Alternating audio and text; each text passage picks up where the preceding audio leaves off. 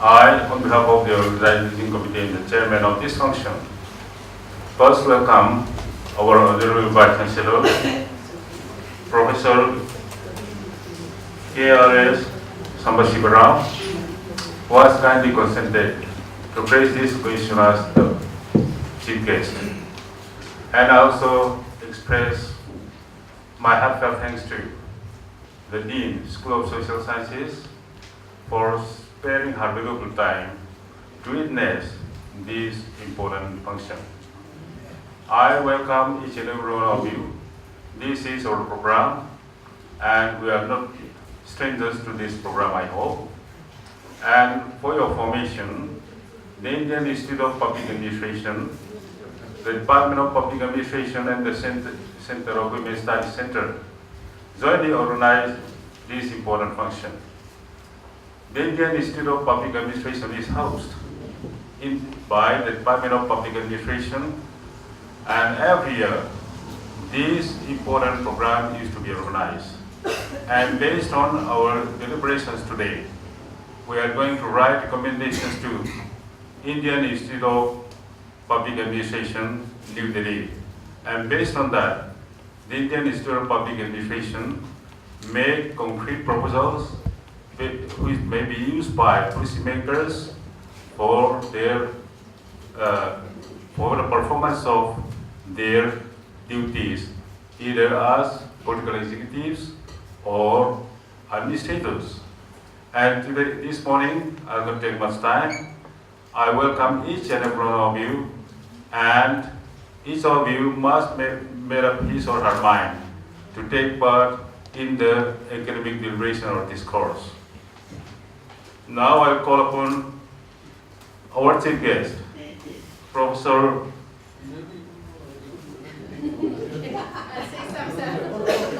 Okay, then. As proposed by our Honorable Vice Chancellor, I shall first call upon Professor Srinivas Pati to present the theme. Thank you.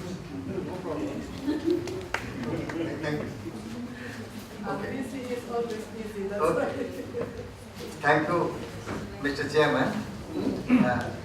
Professor Lalin Truanga, our esteemed colleague and Vice Chairman, IIPA Mizoram Branch, Professor KRS Sambasivarao, Honorable Vice Chancellor, Mizoram University, Chief Guest of this function, Professor Jokai Truangi, Dean, School of Social Sciences, our special guest, Professor Lalini Jogi, Honorary Secretary, IIPA-MRB, and Honorary Director, Women's Studies Center, my esteemed colleagues, members of IIPA, faculty from the university and from colleges, research scholars, dear students, ladies and gentlemen.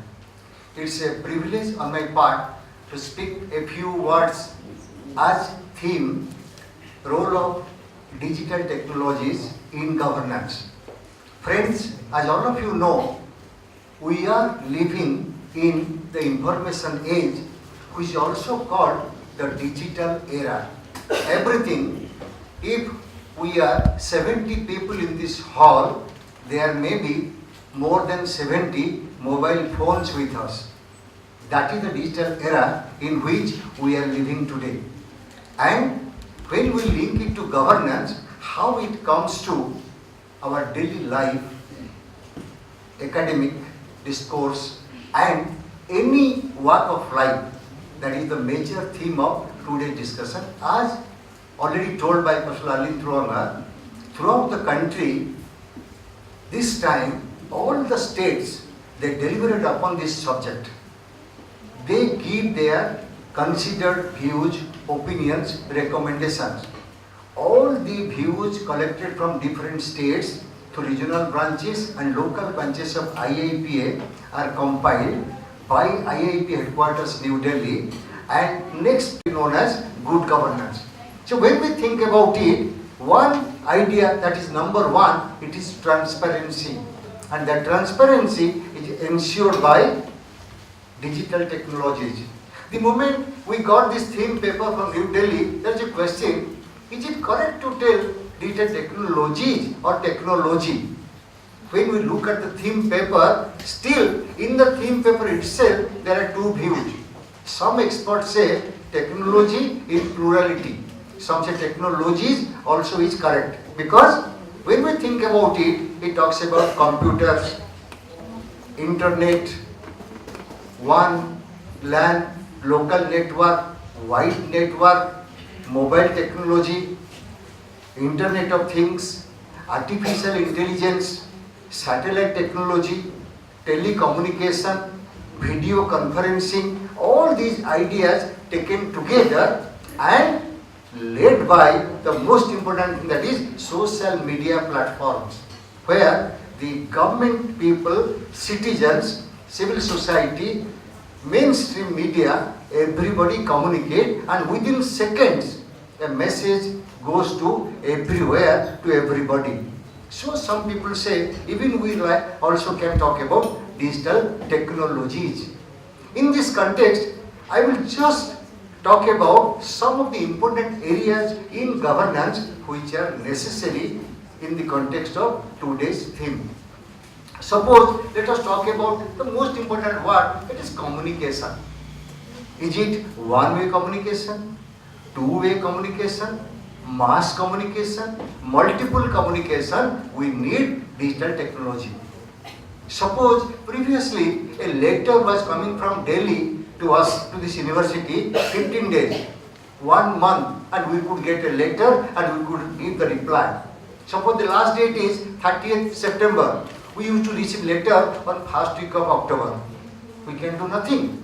But today, the moment the letter is dispatched by WhatsApp or by email, next moment entire country gets it, and in IIPA we get it. Communication. They want a reply now, and this reply also is given to them in a matter of seconds or moments. Communication. 2-3 days back, when we had in the eastern coast of India the cyclone warning, real-time cyclone warning system, exactly the same time Indian Meteorological Department, different state governments and central government, they were communicating, and the people were getting the message instantly in real-time basis. The moment any news about cyclone comes, everybody got it. So communication is the most important aspect of digital technology, which can bind the people, the government, the agencies, ministries, departments, mass media, civil society groups, everybody. Next, I take the word, many people say, what type of technology we use, for whom? There are 2-3 words. Our student of e-governance, they know better.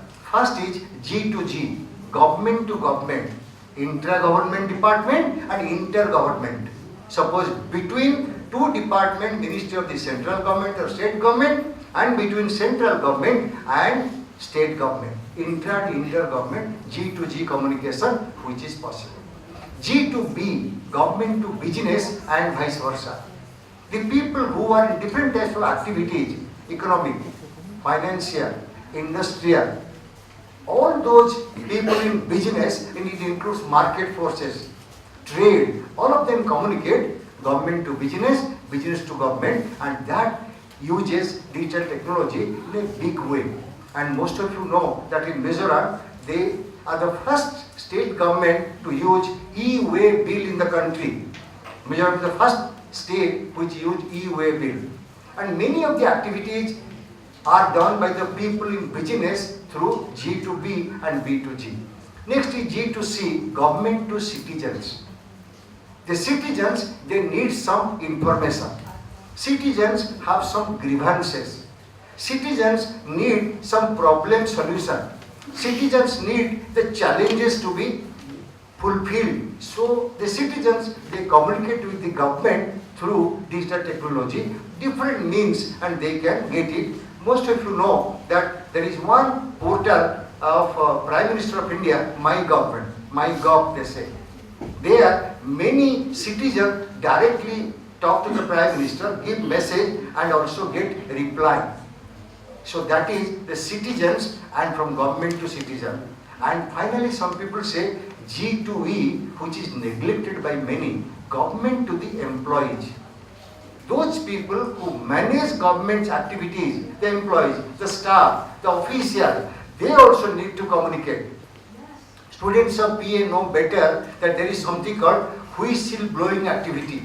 Suppose somebody is in government, he or she knows that there is some misdeed, some corruption, some practices which are not acceptable by law. So they try to inform government being within the government. Sometimes government give message to the employees that this is the way you should conduct yourself. Conduct discipline activities from government to the employees. So G2E, which is neglected but also a very, very significant area of digital technology by which government communicates with and gets communication from the employees. Friends, you all know that in 2015, United Nations bid farewell to MDG, Millennium Development Goals, and replaced by Sustainable Development Goals, 17 Sustainable Development Goals. And I can pick and choose few of them and tell how these goals within a nation, maybe our country, India, can be fulfilled if you make use of digital technology. Let me pick and choose. Suppose the goal number 6, it talks about sustainable water management. You know, many people, they say, we do not know about Third World War, but we definitely know about Fourth World War, when there will be no water and everybody is fighting for water. This is the joke, but the reality is water is so important that among SDG, number 6 is water management. And when we talk about these developmental goals through digital technology, you know about this management of water, smart meters. In many cities, they use smart meters. The way they have GIS technique to know where there is good water, potable water, drinking water. So this is one where we can use the technology. Then goal number 7, it talks about energy management. All of you know that the moment I started speaking, there is no current. But this show must go on because energy is there, energy among us. That we need to work even if there is some problem. So whenever there is no current, how do you manage? No electricity, how do you manage? In our university, you must have seen those big plates, solar energy, alternative sources of energy. In India, in many parts, they use wind energy, tidal energy, along with energy available through coal and other means. So how to make sustainable use of energy, and there we can have digital appliances, energy management system. In many of the big cities, they have got such appliances which can have digital meters attached to them, how to consume less energy so that we can save. You know, in petrol they say, 1 drop of petrol you save is actually 1 drop of petrol you actually create. You save it, actually you create it. So energy saving, that can be done through digital metering. Then suppose 11.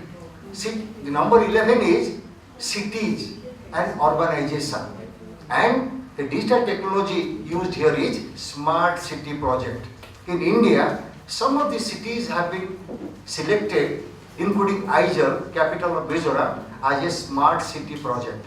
There, almost all the city-centric activities are controlled digitally. Law and order, electricity, water, transport management, communication, all these things are controlled, and somebody somewhere sitting in a CCTV room knows what happens. The moment there is some accident on the road, the police control room knows it instantly without anybody doing one FIR, because they know that in CCTV footage linked to the police headquarters.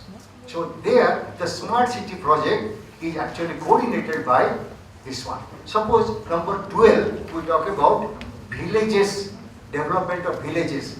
And in India, we have now started thinking about smart villages. In smart villages, what should we do? More of infrastructural facilities which we need.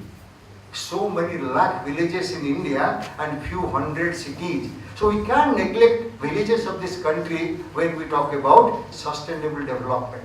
So whenever we think of these SDGs, we also know that how digital technology can help all of us in this manner. Friends, you might be knowing many people have something called smart technology, SMAC. You are using it without knowing it. S stands for that social media platform. S for social media platforms. M stands for mobile technology. Then A stands for data analytics. And last one, C, is cloud computing. You might have seen in many of the websites, they say we use cloud computing. Large amount of data can be stored there. Ajib, we have one wardrobe in cloud and we can store there. Details, as a layman, I may not know, but those with technical know-how, they know it. Smart technology, social media platforms, mobile technology, data analytics and cloud computing, they have come to stay here, and all of us, all our lives, our activities are controlled by this smart technology. And the government cannot be away from this. I give two examples here. Suppose in Mizoram, all your colleges, where from most of you have come, our student friends, you know that your colleges have been giving one mentor each from the university. Honorable VC has given permission, and your teachers are the mentors of colleges. So if they write letters to us, we give reply, then they give their feedback, it may take 1 month. But the same day, Joint Director Higher Technical Education gives a message. All of us get, principals get, we give the feedback, then they give us reply, by evening a decision is taken. That is why the government is using this technology for real-time monitoring. Not only the citizens, but also government departments making use of smart technology. Many times we know there are misuses of social media platforms. That we'll discuss in the end. But let us now concentrate on what are the positives, what are the benefits, constructive points regarding use of smart technology. Friends, let us go to that two areas which I started with, artificial intelligence and Internet of Things. Remember, it is a bit scary. Don't be scared. It's a fact of life. If you have a computer or a smartphone which is by some branded company, it is linked to internet. Remember, what you are typing now, somebody is watching now itself. This moment, through artificial intelligence, you are giving email reply, you write TH, it says, do you write thank you, thanks a lot, it comes out. You just have to click. You write PRO, it says, is it process, proceeding, promotion. That intelligence comes out of the message. The Internet of Things, IoT, that is something more important. The other day I was reading some article, a smart toothbrush can monitor our health linked to some other computer net system. One smart toothbrush, Internet of Things, which you cannot imagine to that extent it is useful in our present day life, and when the government makes use of it. Many people know my views on Aadhaar, so today I reserve it. This is not the forum to tell, but all of you know, those who have used Aadhaar, that biometric data is available free. Anywhere, so many sites, they know it. Even our so-called passwords. Sometimes an email comes, this is your ID, this is your password. We are baffled by this, but that happens because all are interconnected. Artificial intelligence and Internet of Things.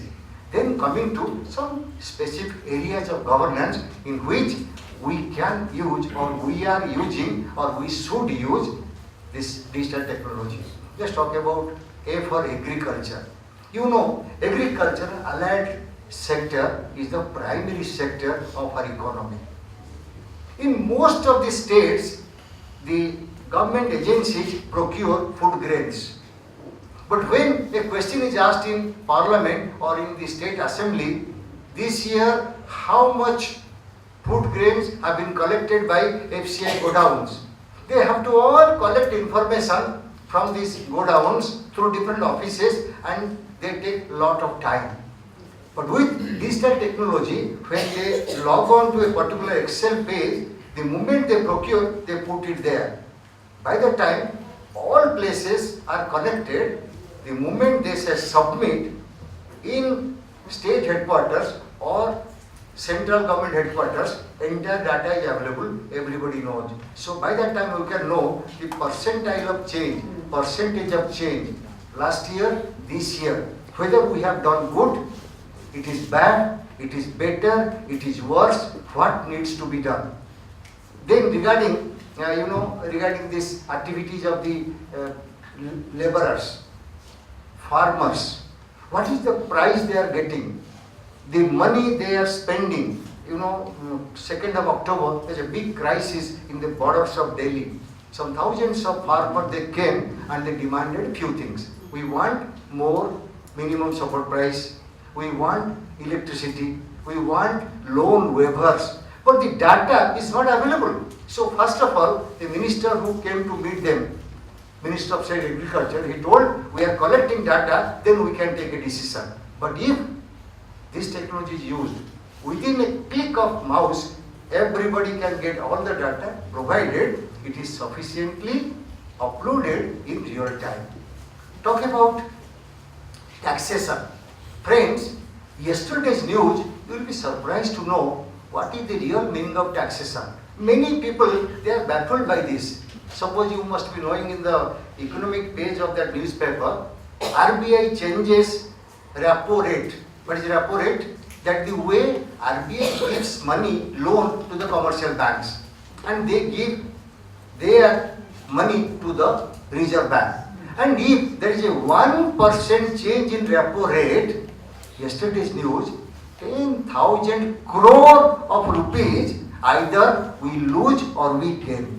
1% change. So many times in news it comes 0.50%, 0.25%, that is the change RBI makes. So Supreme Court asked, what is the money you have got, you didn't give to the customers? It's possible because this is now compiled, the taxation system is now digitized. So the moment 1% change takes place, the money involved is 10,000 crore for the customers of different banks. Suppose we take the case of education, with which we are all concerned. Think of education. This education which we get here is formal classroom education. But you also know there are so many other modes of education. Distance education, outreach education, virtual education. In India, we have got now 3-4 virtual universities, not open university. IGNOU is open university, but in Tamil Nadu, in Chennai, we have got a virtual university. In some other states, they are starting. That means really no classroom.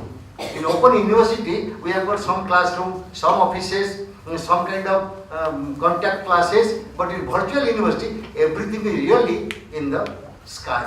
Everything through net connection. You get admission, you get education, appear in examination, get your degree, or you may not get a degree, but just get the information from virtual university. So entire system is digitized. And if they want to know how many students have enrolled, how many actually took the exam, how many passed, what is the success of this percentage of success rate, failure rate, everything can be known at the click of mouse. Education is now digitized. The moment we know that this is under a system virtual education, with your own degree, you can have so many other degrees, and even if not degrees, but knowledge base we can add for any activity. Just go to any virtual system, you can learn in real time. Friends, suppose I talk about something called utility services or payment of bills. Here, Mizoram is the leader in the entire country. Mizoram Online, the CMC in Mizoram. This is a leader, and many states follow the Mizoram model. all of you know that there are some computer points in different parts of Mizoram managed by SIC and controlled by NIC New Delhi. You go there, you want to pay some bill, you want to download some form, you have to upload your form, get receipt, everything is done online, and digital technology at its best. Somebody from Sayya, somebody from Longlei, no need to come to Aijal, even for just to have a form for 10 rupees, and then you spend 48 hours, some 1,000 rupees, and you come and stand in the queue. But by sitting at home with Mizoram online system, you can get it. I'll tell you one thing. In Telangana and Andhra Pradesh, they have one system for doctors. Doctor online and e-Vaidya. Vaidya is the people, practitioners who use ancient Indian medicines and the herbs. Vaidya they call. So, doctors online and e-Vaidya in Andhra Pradesh and Telangana, some doctors with the help of the government system, they have done it by sitting anywhere. You can get the benefit, you can talk to the doctor, get the idea, and if you are not satisfied, they will tell, go and meet that doctor. Otherwise, by sitting somewhere with a computer system, digital technology, you can get it. And many states of India, they are using so many activities, utility services, payment of bills, receipts, feedback, which you can get it. And another area which has more negative than positive, I didn't want to tell, but very important, e-commerce. Government has opened commercial sector through digital technology to anybody and everybody. Something produced somewhere in the world, you can get it within few days. Pay the money online, select the product, and you get it. But negatives are so many, I don't tell. Negative means our bargaining power is gone. If something is wrong, very difficult to change. If money is gone and there is no electricity in between, then you do not get the response. Money is cut from your bank account but doesn't go to that vendor, you don't get it. Many, but still e-commerce is a reality. This is a fact of life, and if government promote this because they want to have under LPG liberal principles, private parties to do it, and also in globalized world we need to have a free market, and India is a part of that globalized economy, international political economy. And friends, to talk about only a few things more, let me tell that suppose ecology and environment. So many years we were knowing that Mizoram is the most green state, and the green cover in Mizoram is highest in the country. But don't be satisfied with this. You can't have satisfaction because with rapid urbanization, Mizoram is losing that first position now. Why? What for? How can we have more of plantation, more of greenery? Ecology needs to be protected. We are in the biodiversity hotspot. Throughout the world, there are few good biodiversity hotspots where Mizoram comes in, Northeast comes in. And some of the scientists say we are the lungs to the entire country and the region. So it's our duty to protect it. But how do you know it? By digital technology, they have a digital mapping. Which area is green, little bit, then yellow, then red. Red is alarming. And that is possible. And these things we come to know when we make use of digital technology.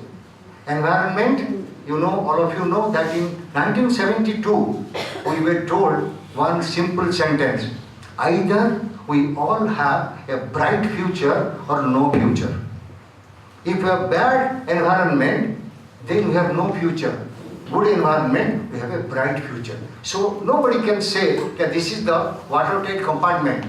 Land, air, water, everything is one. Only artificial boundaries and barriers we have created. There is a new area of study called border and boundary studies. They have shown us nothing called border or boundary, it's just imaginary, administrative.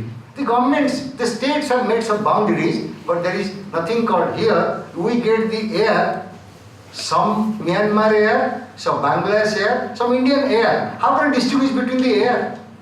Water flowing across the country. Otherwise, this water is just Indian water, this is Bangladesh water, this is Myanmar water. No way we can tell. But digital technology says, if water is polluted, air is polluted, it affects all. And digital technology, at its best, when it gives us the idea how we can make use of this technology so that we can protect the environment for today and for tomorrow. Last, friends, whatever you may say, even Einstein also accepted that any invention, discovery, it has got both sides, good and bad.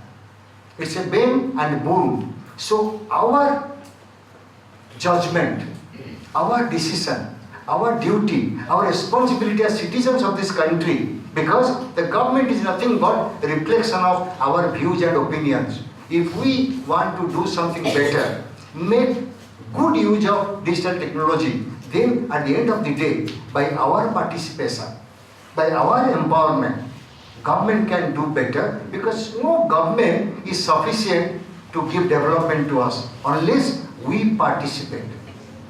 So we can just rely on the government for some policy, some program, some procedure.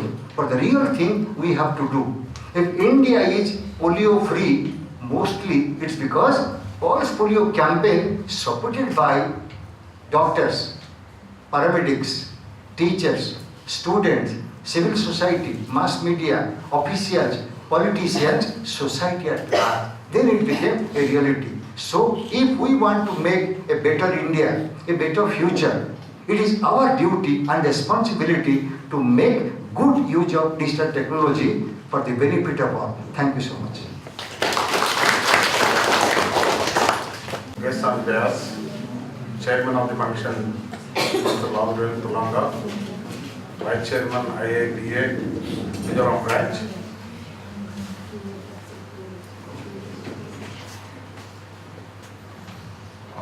the Dean of Social Sciences, Chogai Tulangi,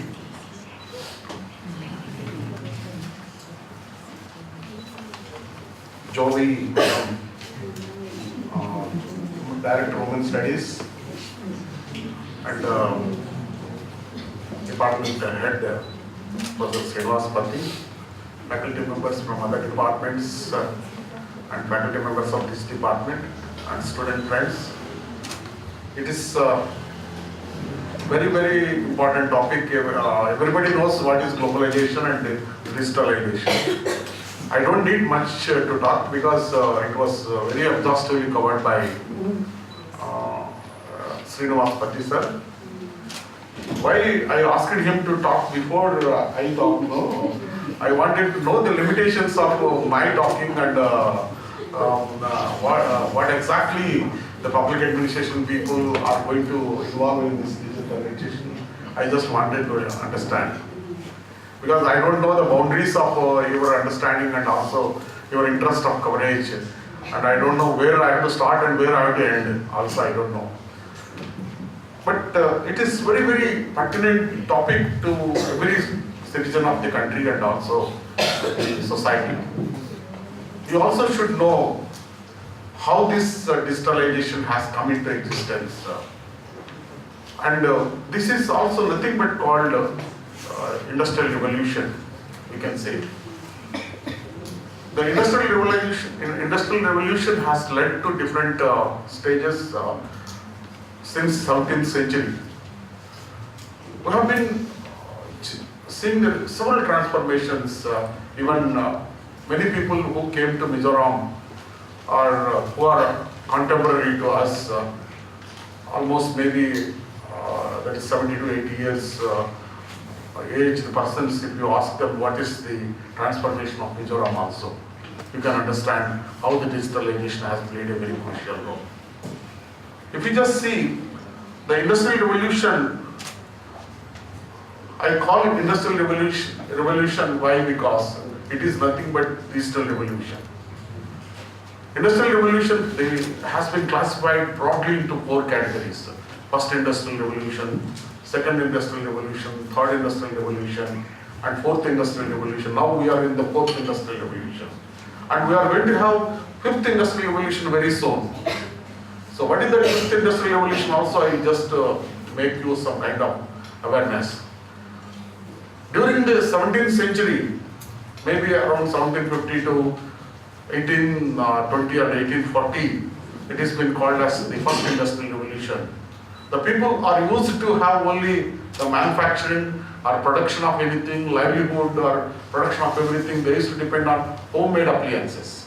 And they used to produce everything through only homemade appliances. And the production is totally dependent on the individual efforts which is being done in the home. That is being called as the first industrial revolution, wherein we don't have any mechanical or even any industrial backup for the society. And during this 1840 to early 19th century, we had the manufacturing technology has come into existence, like the production technologies like steam engines has come, and even not steam engines, the steel production, and even oil production, electricity generation, and even mass production of the various products of the human utility and human consumption has come into existence in the second industrial revolution because of the development of industries for the particular area of products which are useful to the humankind. And if we just see here, there is a gradual transformation of the digitalization also, wherein we never knew about what is digitalization in the first industrial revolution. In the second industrial revolution, the mechanical forces has dominated. Mechanical production has been dominated. And in the century of 19th to 19th century to 1914, and that is World War I, there is a big transformation to existence of the computer science has come into practice. And even in the 1942, before World War II, you have a big revolution of industry in the digitalization. The computer science has come into existence, and the steam engines has come into existence, and even airplanes and everything has come into jet planes, everything came into existence. The computer science has made a big movement in this particular third industrial revolution, that is wherein you have a computer science, computers, large storage of data, and even processing of the data, everything came in that particular third industrial revolution.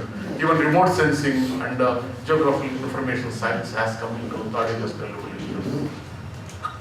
As rightly mentioned by Professor Pati, the fourth industrial revolution has made a big transformation of the society and the whole world actually, because of the Internet of Things. And Internet of Things now, as he was rightly pointed out, that the Internet of Things has so many things. There is nothing, what is that we cannot talk in the Internet of Things. It is IoT, it is very popularly called. Digital, smart, as he was right, there is no end for talking here. If we just see the smart buildings, smart campuses, and smartphones, and smart houses, and smart services, and smart people, smart things, everything smart in fourth industrial revolution. And if we just see here, one particular example I can tell you, that is Aadhaar card. You are talking about Aadhaar card, everybody knows about that. So if you see that Aadhaar card, it is a digital wonder. It is actually, we are talking about Aadhaar card in the last 10 years in our country. If you just go to European and US and other countries, there is one social security number. Might be anybody who went to US understand social security number. So we are talking about social Aadhaar cards now, and 950 millions of our country population has been enrolled in Aadhaar cards, and so their history, everything is been linked with that Aadhaar cards. And if you just keep Aadhaar card with the digital study, you understand what is the candidates, everything, and how the candidate belongs, and what is that candidate has got several advantages. But the social security number, I'm talking about my experience, but if you go to the earlier experience also in US and Europe, US actually the social security number, if it is there for any person. So without social security number, US you don't get any job also. This is very important, everybody should know. Social security number is very important because they understand everything, even to open a bank account, to open any admission into a particular organization, everything social security number is important. They don't give to students who are going to US or the people who are going on temporary visits to US, they don't use social security number. But when you are doing any employment in US, they will use social security and it will have all your biodata, all your history, all your transactions, all your information, everything. If they type the social security number, they understand what is your bank transactions, how you correspond with, how much loans you have taken, how much advances you have taken, and how much your repayment capacity, everything they understand. So everything will be recorded, everything, even if you take house loan, if you take even connection of our water, connection of our gas, connection of power, everything is linked with social security. Even if you are being paid by US $100, that is going to be, if you are having social security only, they will be paying that. So without social security, first they will ask your social security card. This is what actually, I was in 1998, 99, I have social security number. That time I worked for some time. But earlier also, maybe 10 years, 20 years before also, US has got that social security number. But we implemented that only in 2005 or 2006, the Aadhaar card in our country. So even to implement that Aadhaar card in our country, even today, it is not been established. Every office in the whole US and every area also, they have a social security office. Like we have public health office, like we have income tax office. Every small area also they have a social security office. Anybody can go to any office in the area where he is living and go, just request for a small formal request that social security can be given. But even today, if I want to get Aadhaar card, I don't know where to go. I don't know where to get my Aadhaar card. I don't know where to enroll my, even many people doesn't know, not only me. Many people doesn't. This is what actually the networking system is, though it is available, we are not able to practically implement that. This is one of the important issue everybody has to understand. What exactly it requires, the people for actually administering the society, they need to have some kind of interest for making everything in a networking technology. This is what actually. So people should have everything, accountability. This is what actually they have to understand. This Aadhaar card system is almost similar to social security, is not being done.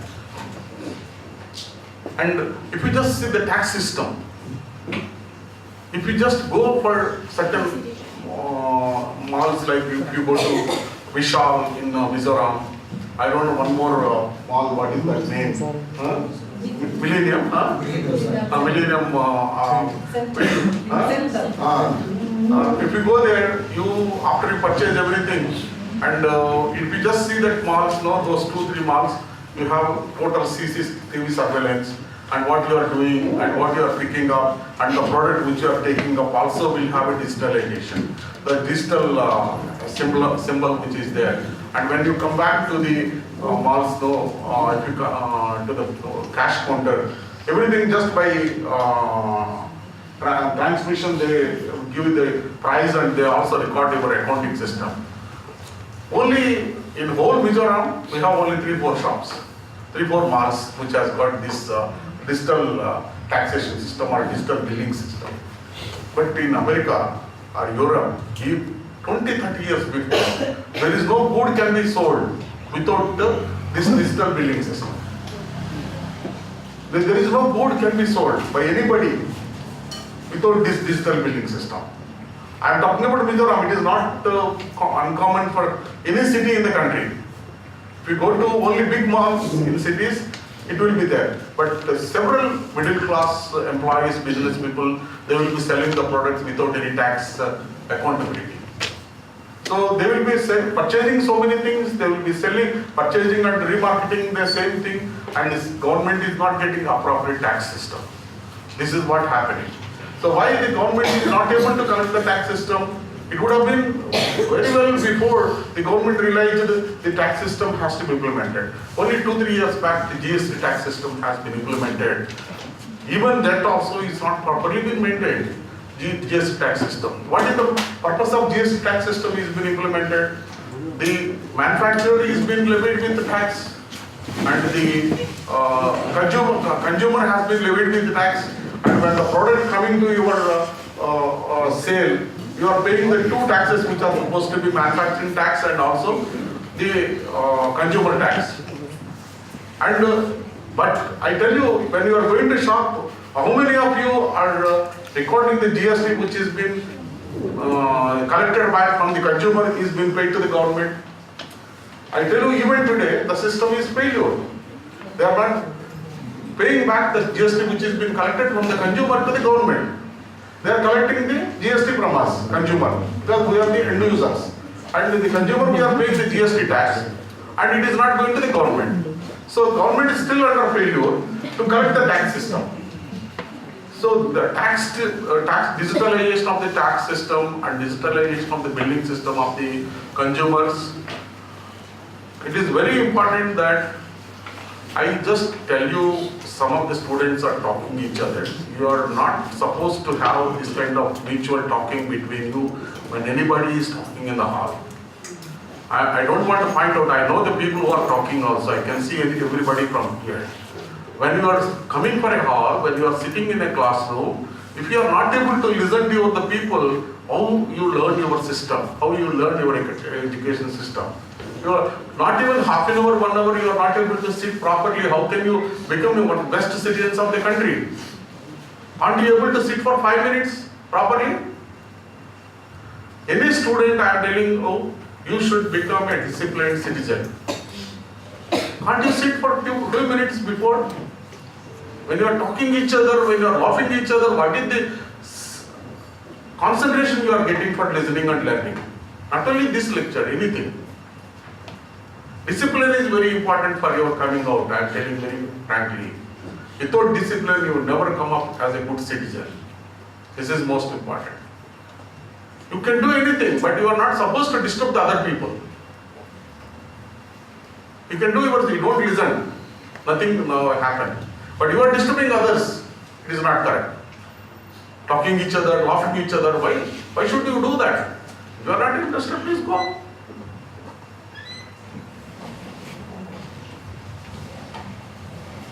This tax system, government is not able to concentrate, the digitalization and billing system is not being concentrated. Why it is being failure?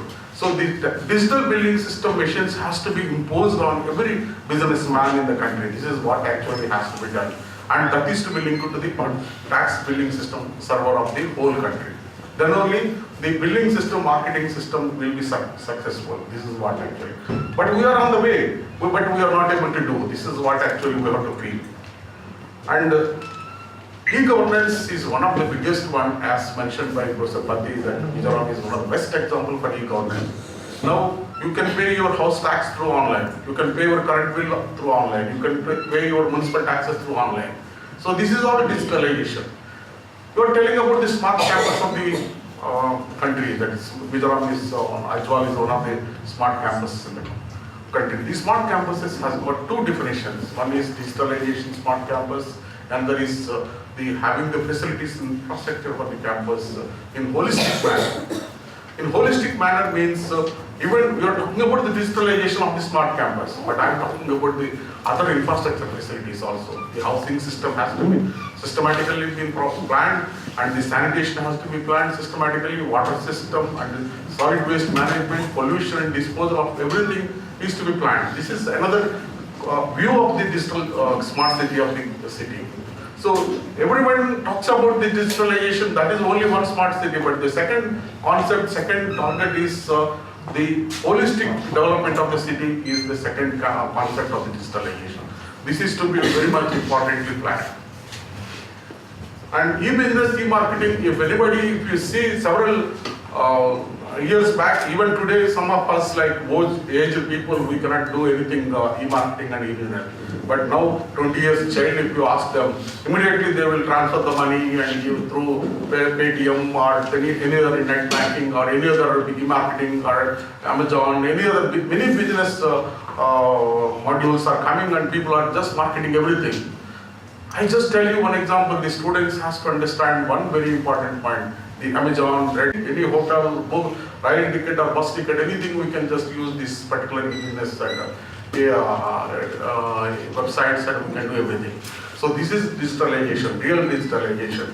Now even you are asking auto people or taxi people, Meru and several taxis which we see in big cities now, Uber and everything, we just, earlier we used to be scared of going for any big city and getting a taxi.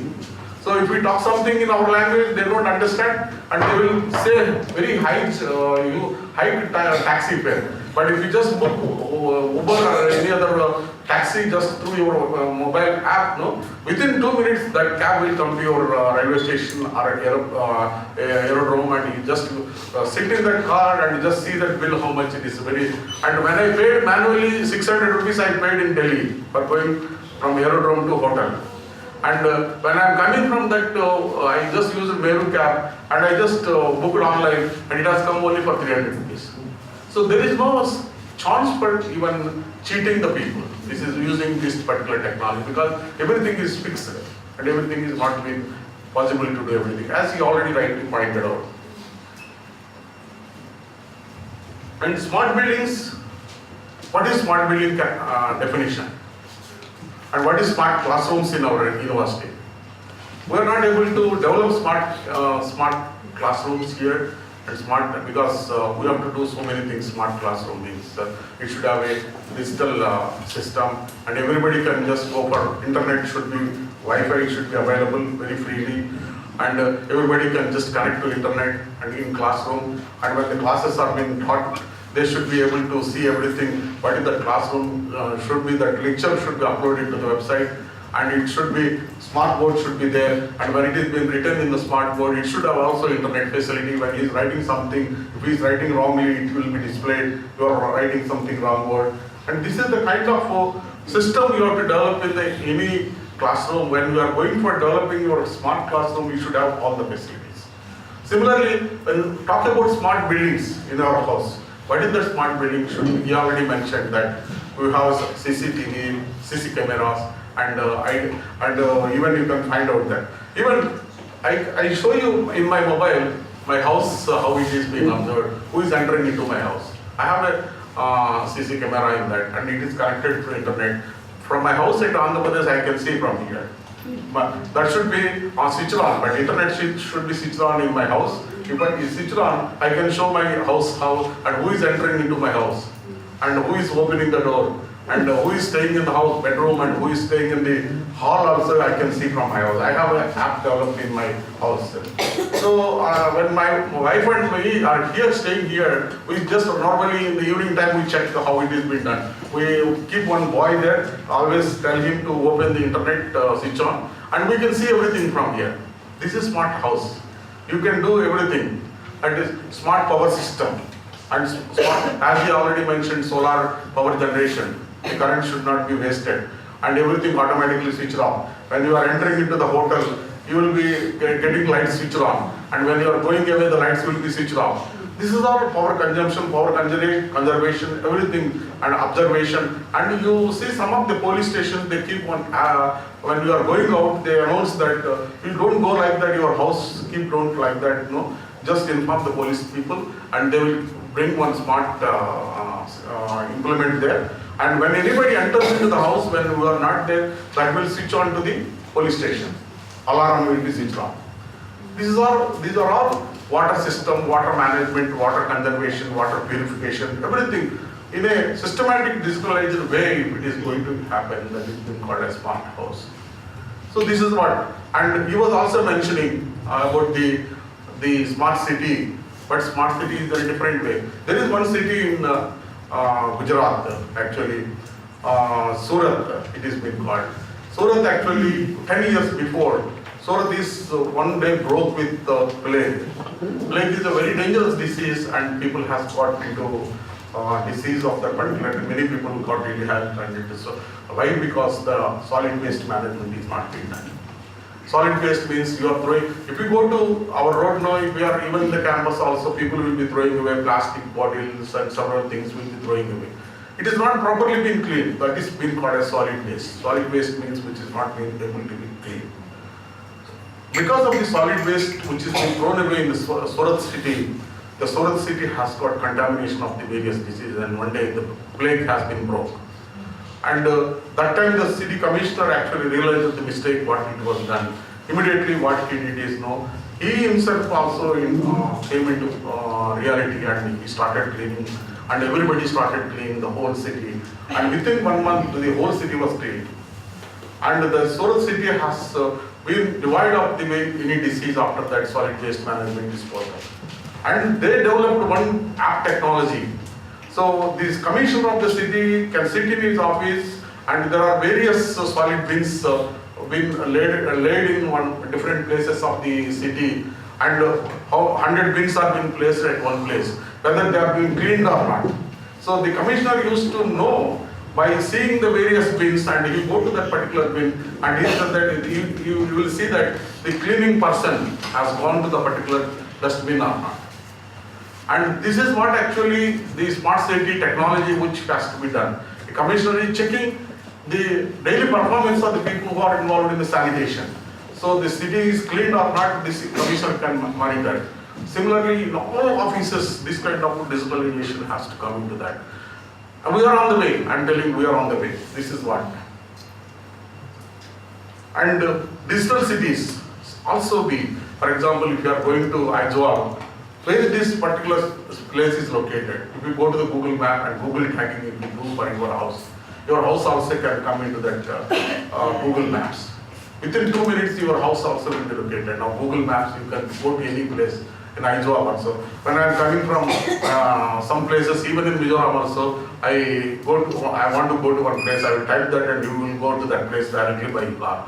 So you don't need to ask anyone now. In America or Europe, nobody will ask no one. Because on road, nobody can be there. Roads are very clean. Human beings will not be there in roads. No? Roads only will be full of cars in America. Nobody will be available to tell us where is this particular house, where is the particular area. We have to just only type the Google map and the area where you want to go and do that. This is called smart city. So whole country has to be Google tagged and Google mapping has to be done. This is actually called smart cities and smart countries and smart areas. And you are going for 5th industrial revolution. I mentioned about 4th industrial revolution, that you have digitalization, everything, and you are doing everything. 5th industrial revolution is there is no man operation. Robotic technology, nanotechnology, and carless driving, carless buses. And buses will be going automatically. You don't need to have a driver. It will be stopped automatically by using digitalization. And in cities, trams will be there, electrical trams will be there. That will automatically stop at one place. And there is no requirement of driver. So you can stop the car there. And you can stop the bus, you can stop the rail there. This is called robotic technology, and also the driverless car, driverless buses, driverless trains. And just tell you, we are not really on par with many countries. I used to go, I'm talking about 15 years before when I was in abroad. I used to be in Germany, I used to go every day by bus, and I used to go sometimes by walking also. Sometimes we don't keep our watches as German timings. So we normally, because I wanted to know what is the timing of India also simultaneously, because I want to call my son, I want to call my wife, like that. So I keep my watch also without changing the German timings. But I know the timings of German local timing by just knowing only the bus which is coming there. It is actually, I am telling my experience, because at 7:45 we have to go. 7:45 bus will be there in the bus stand. Our room is just opposite a bus stop, actually, in a road, actually small area. And when we see out a bus is coming, we can know that it is 7:45 bus. Bus will never be coming late even 1 minute also. That is the technology they have maintained. Never come 1 minute late. And train never came 1 minute late. In Germany, mostly particularly, if you go to Europe and America, North America in your feature, America, many people will depend on car. 99% people depend on car. But in Europe, 99% people depend on public transport. Buses or trains or anything. So buses and trains, how they run. Even in America also, the public transport system is very good. But exactly at 7:45 the bus will come. I can come out and I can go by walk to my university. This is what actually the technology, how they maintain that, how the driver maintains that, how the driver man. But the fifth industrial revolution I am talking to you, there is no requirement of driver also. The bus will automatically go. Several roads, if you go to Ahmedabad and if you go to Kolkata also, I think the trams will be there. In the middle of the roads, tram will be going and sides cars will be going, and tram route nobody will be going. And in Ahmedabad, buses will be going in the middle, and side road the cars will be going. Even in Gaudi also I saw somewhere in one or two roads like that. So when trams are going, what's the need for the tram to have a driver? Because nobody will be coming in the middle. So the tram will be just automatically going or automatically stopping. Digital control will be there. And when in India, if you go to Kolkata station or Gaudi station, we normally cross the platforms manually, by just jumping onto the platform and we go to that. It is one of the biggest crime in Europe. One of the biggest crime, if you cross manually the platform. One day without my knowledge, I just jumped onto the platform. And police people immediately they came and they caught me. Actually, because we don't know when the train is coming. The train is perfect, because that time I just went to German Göttingen city and I'm not knowing how actually what is happening there. I just tried to cross this platform to that platform because train is coming. So I want to catch the train. I'm trying to cross the platform manually, without going through underway or subway.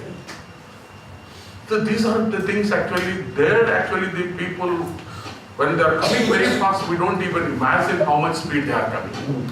Every train, bullet train in China and other places, they will be traveling minimum 220 kilometers, 270 kilometers speed.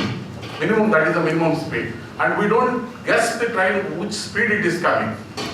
And exactly after 6 hours, it will be reaching to a station after 6 hours travel, 1240 kilometers or 1250 kilometers traveling also, it will reach exactly the timing. This is what digitalization. The train speed and the train stopping and everything will be controlled. So these are many things, many examples we can talk about the digital campus and e-governance, e-business management, e-office system in our university. There should not be any paper correspondence in our office. This is what actually e-governance and e-office management. So LDC will file, you will be typing one letter that I want to go on leave today, and you have to give an email to the office. And the LDC will be seeing that, and he sends that he has got so many leaves in his account, and the next controlling officer, assistant registrar or deputy registrar. So he says yes. So when you go to any that is many websites which are digital websites, if you just there, whether you accept or decline, that kind of things. So even in e-governance, e-office also, whether the leave is accepted or it is rejected, that column will be there. So you have to click whether it is accepted or rejected. This kind of office system also has to come. But everyone has to be tuned for this kind of digitalization operation. This is what actually. So students who are studying now, they have access for learning something, computerization, Internet of Things, and earlier days, if you want to know some distance of any city or if anything, we never knew, and we used to call some people in the particular city.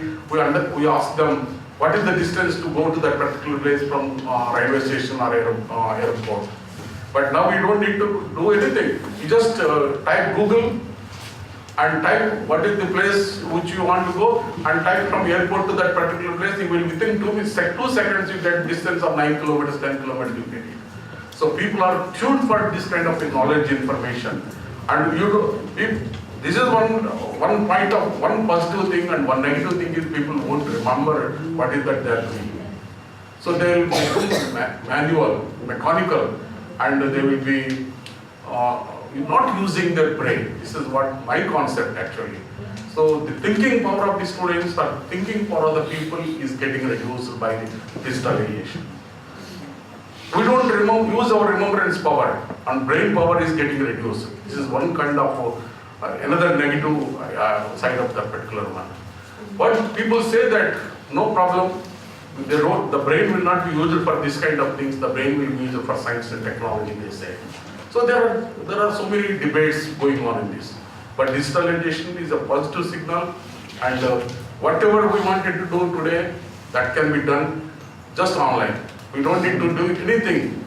We can pay everything online. We can book everything online. We can go, even marriages also can be done online. We don't need to search for a partner now. Marriages also can be done online. So there are many things coming up, and if you just register in a marriage line, you will get hundreds of alliances within 5 minutes. No?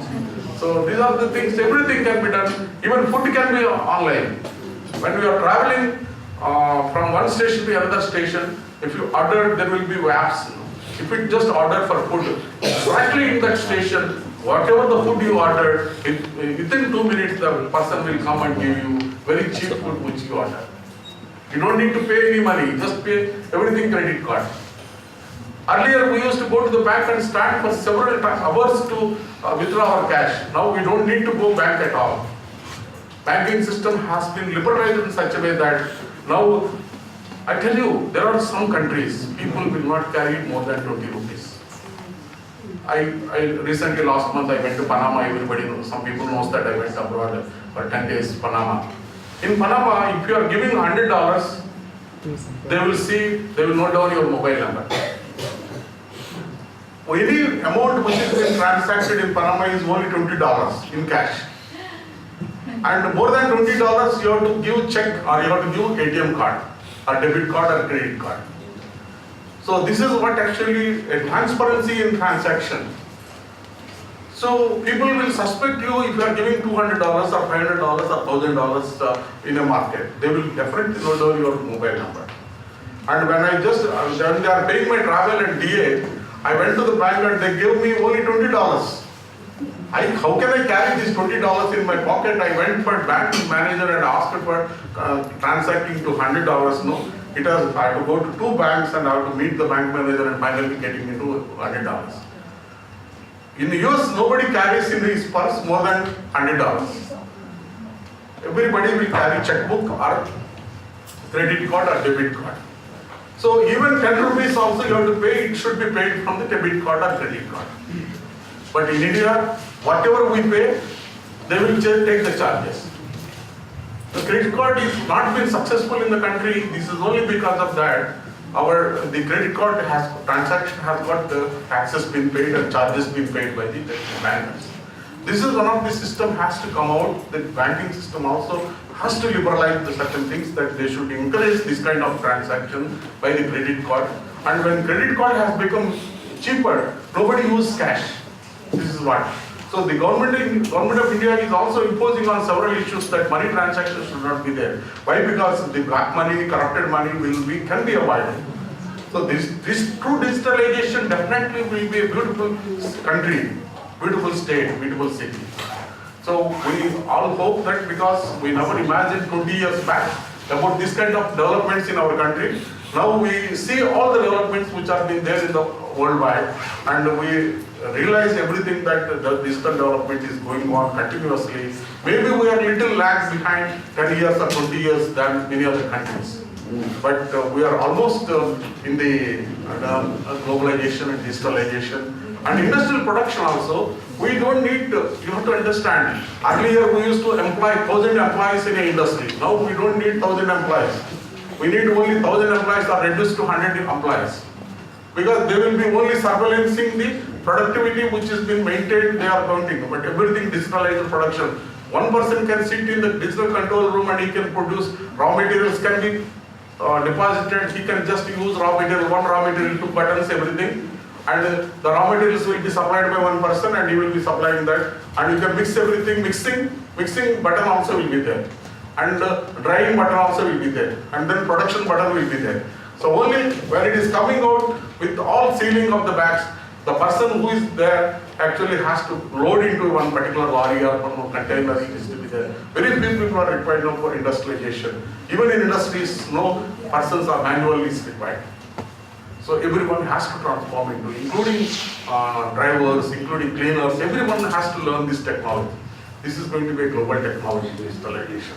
So it is a good debate. People also should have. I don't think children are, people like you are required this kind of training because you are already trained for this kind of things. Maybe like me and Pati, we don't been used for using mobile technologies. So it's a good concept, and thank you very much for giving me this opportunity to interact with all of you. Thank you.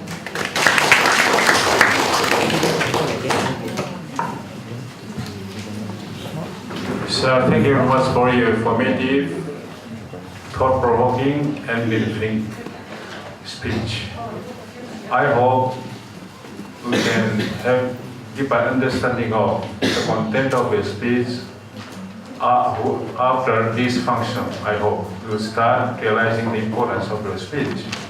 And for your information, Missouri University is very fortunate to have academicians as well as educational administrators as the Vice Chancellor. Take the case of Manipur University, IAS, who has already got an experience in looking after the university system. Now we are very fortunate. Please, let us remember this. Now I will call upon Professor Dukai Dongi, Dean School of Social Sciences, to give us. Government of, Abraham Lincoln nicely defined that democracy. You know, the democracy is by the people and for the people.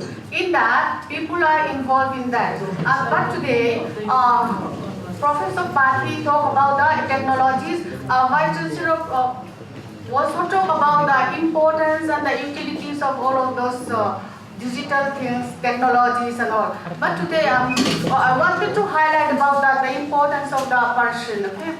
Because our human mind is limited. We all know it that though we can accommodate, we have 5 senses, but the 5 senses are limited in, memorizing things. And because of that, we are very much needing that technologies. As today, our Vice Chancellor and Professor Pati talk about all of those, and those things are so important. With that technologies, that technology can, store all the memories, and with that, we can categorize the complex things, and wherever we need, we can take it out, and not only of that, the correct one, we can take it out and then we can utilize it. And those things are so important. Not only of that, at the time, many people can access it that. And those things are so important. And but today, what I wanted to talk about is that how important is the human part. As today, in our this national seminar, many sub-themes are here. One is participation. So we're going to participate in that. The peoples are going to participate, right? And the other one is a rule of, good governance. And the meaning and dimensions, the good governance. The governance is for the people, and who's going to do it that? The people has to do it that, the governance things. And the other one is that technologies, meaning and implications.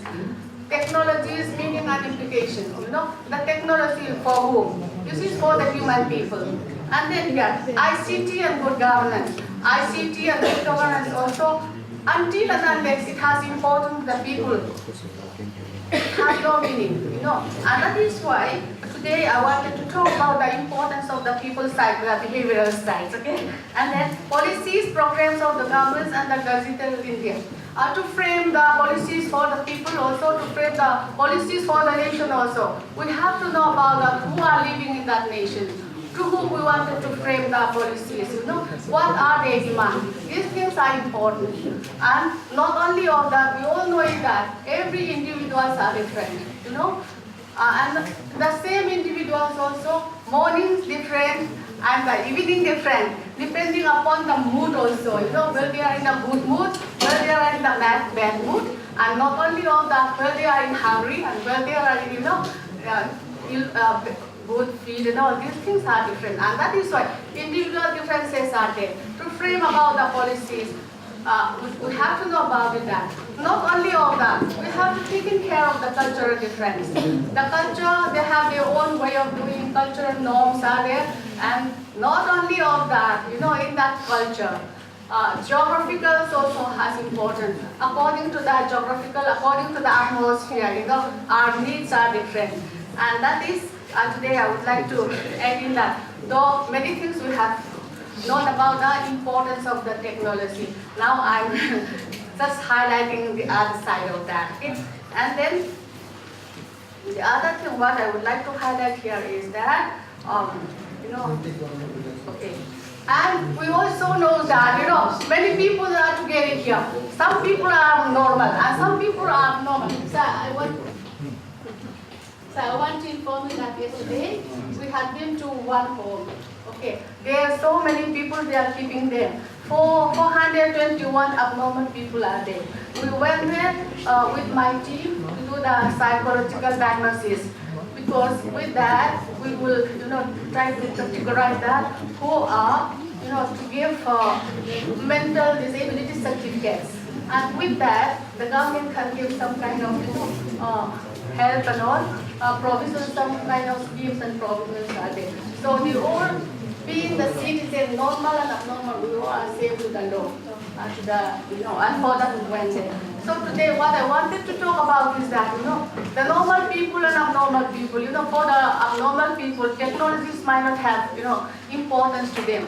And because of that, individuals are important, and the culture is important, and the society is important, and that geographical is who are people who are living there and who are living here. They all are, important. And that is why being the public administration, you have to care about that. You have to know about that.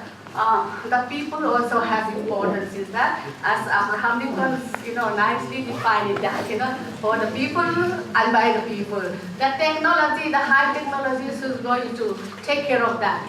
If they are in a good mood, bad mood, how they will be able to take them nicely. I'll tell you that one example is that, in the Greenwich Observatory, scientists people are living there, and they are so busy.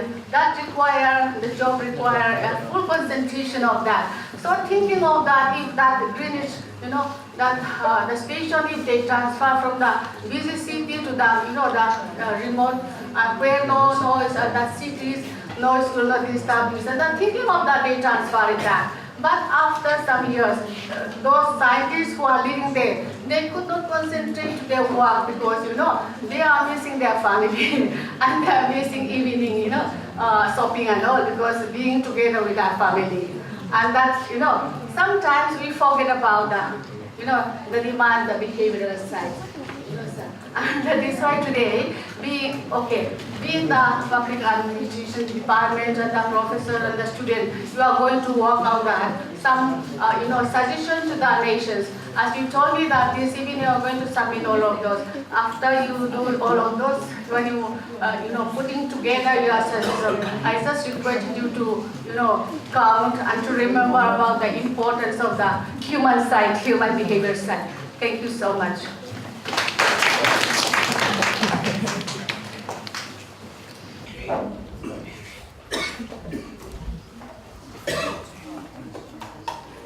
Thank you, sir, for giving me an opportunity to propose a vote of thanks. With due permission of our chief guest, Professor KRS Sambasiva Rao, Honorable Vice Chancellor of Mizoram University. I would like to actually say a big thank you to especially our chief guest, our Honorable Vice Chancellor. So the other day when we had a meeting, then we had consensus to invite our Honorable Vice Chancellor to be a chief guest. But we know that he has got a very tight schedule, neck deep work to perform in his dignified office. In spite of that, he could spare his valuable time and give a very befitting inaugural speech, I should say also. So for that, I say thank you to Professor KRS Sambasiva Rao. So besides that, he could also give us a very thought-provoking speech, very educative, informative, and at the same time very inspiring. So we are going to take home seriously the words that has been given, points that has been given to us. So I say on behalf of the organizing team, thank you very much for giving us your time in this afternoon. So I should also say, heartfelt thanks to Professor Zokai Tuangi, Dean School of Social Sciences, making her time with us in this afternoon and give us a very important, speech or kind of information. So, Madam, actually we have socio-psychological aspect side of the organization as one of the most important topic in our syllabus. So, our Honorable Vice Chancellor says that how much this public administration is covering. So we cannot say that which area is not covered by the public administration. That is our problem. That means the coverage of public administration is very vast and very wide. And it is most interdisciplinary subject also. And so for that, the point that has been given to us, the lecture that has been given to us is also going to be very, very important. Then we will actually note it down very carefully and send it to the Delhi, so that in the annual general conference that is to be taken place on 26th of this month, and then it will be circulated well to the members coming from different parts of India, even from outside the country. So I also say thank you to the colleagues in other departments of this university, then head of department, especially to social work, for spending this valuable time, and the research scholar, and then students, and the person who are having interest in this, and those who are also going to present their paper in this afternoon session. So I also say thank you to Madam once again for giving us this room, so that this room can be utilized by us in a very short notice. So that is also I would like to actually mention in our vote of thanks. So in the absence of Professor C.L. Kima, who is the chairman of Indian Institute of Public Administration, Mizoram Regional Branch, I say thank you to him also, because in a very short notice, usually the IIPA New Delhi sent very late the theme paper. Every year we have a theme paper that has to be actually taken care in a Prelude seminar. So this year, as being honorary secretary, IIPA Mizoram Regional Branch, I could speak to the registrar during last week, then to send soon as possible, so that we will be in one time to prepare notes and send it the same to the Delhi. So they could send it to this email. So that is one of the actually advantage we have due to this digital India or e-governance, something like. So we could get it then. Right after that, we actually decided to have this meeting, this seminar. Then, even though Professor Lalkima is going to have his time, because he has to be in the church activities as a church elder, presbytery is going on in the Presbyterian church these days. So, in spite of that, he actually allowed us to carry on without him, then give us all the possible guidance and then encouragement. So I say thank you to Professor C.L. Kima also. Actually, Professor C.L. Kima, sir, he had left this university on his superannuation in 2006. Then he had been a chairman here in this IIPA Mizoram Regional Branch also. Then he was awarded the Paul Appleby Award there in the annual general conference because of his meritorious performance and contribution in the field of public administration. I really wish he is here with us in our this afternoon also. He too also very much wanted to be with us in this afternoon. So with these few words, and then I say thank you to each and every one of you. Thank you.